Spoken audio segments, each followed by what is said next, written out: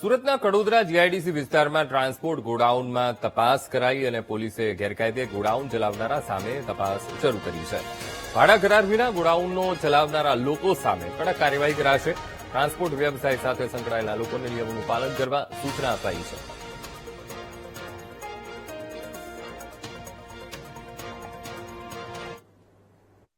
પિયોળ ગામની સીમમાં આવેલ 90 ગોડાઉનો ચેક કરવામાં આવેલા, જે ગોડાઉનમાં ખાસ કરીને શું માલ રાખવામાં આવે છે તેમજ તેના માલિકોની વિગત, કોઈ ભાડે આપેલા છે તો એ ભાડા કરારની વિગત, માલિક કોણ છે, ભાડે લેનાર કોણ છે, એમાં શું માલ સામાન રાખવાનો છે, એનું તમામ ડેટા કલેક્ટ કરવામાં આવ્યો હતો. અને તમામ જે આ ગોડાઉન એરિયામાં બિઝનેસ કરતા લોકો છે એમને સમજ કરવામાં આવેલી કે તમારો ડેટા સમય મર્યાદામાં, સમયાંતરે પોલીસ સ્ટેશનમાં પૂરો પાડવો, જેથી કરીને ભવિષ્યમાં કોઈ પણ પ્રકારની કોઈ ગેરકાયદેસર પ્રવૃત્તિ પકડાય તો એમાં જે એના માટે જવાબદાર છે એની વિરુદ્ધમાં યોગ્ય કાર્યવાહી થઈ શકે.